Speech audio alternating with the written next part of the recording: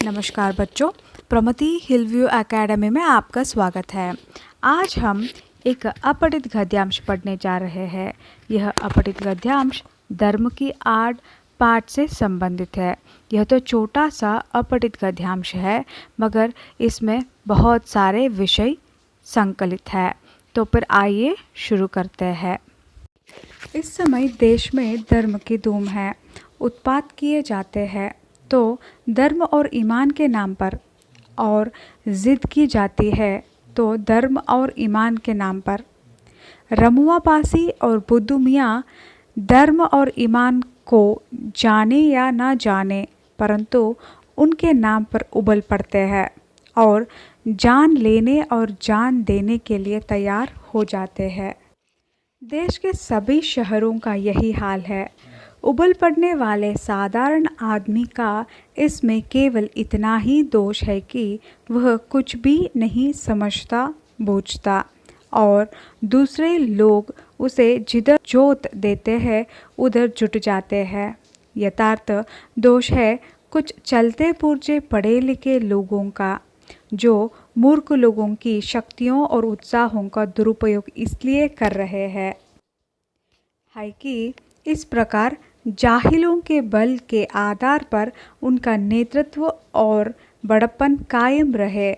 इसके लिए धर्म और ईमान की बुराइयों से काम लेना उन्हें सबसे सुगम मालूम पड़ता है, सुगम भी है। हमारे देश में इस समय धनपतियों का इतना जोर नहीं है। यहाँ धर्म के नाम पर कुछ इने गिने आदमी अपने हीन स्वार्थी की सिद्ध के लिए करोड़ों आदमियों की शक्ति का दुरुपयोग किया करते हैं। गरीबों का धनाढ़ियों के द्वारा चूसा जाना इतना बुरा नहीं, जितना बुरा यह है कि वह है धन की मार, यह है बुद्धि पर मार।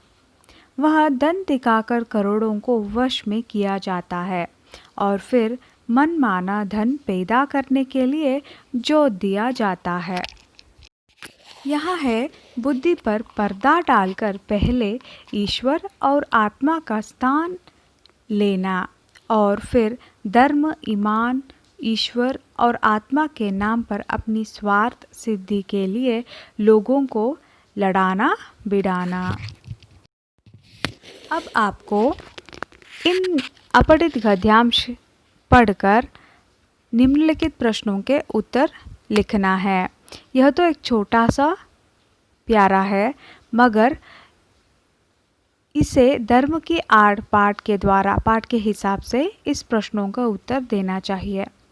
पहला है, हीन स्वार्थों की सिद्ध से क्या अभिप्राय है। दूसरा है, पाश्चात्य देशों और भारत में क्या अंतर है। तीसरा है, बुद्धि पर मार से क्या अभिप्राय है।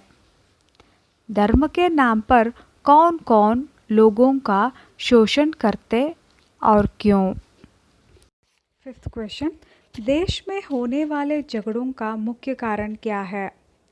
चलते पुर्जे किसे कहा गया है, वह क्या करते हैं।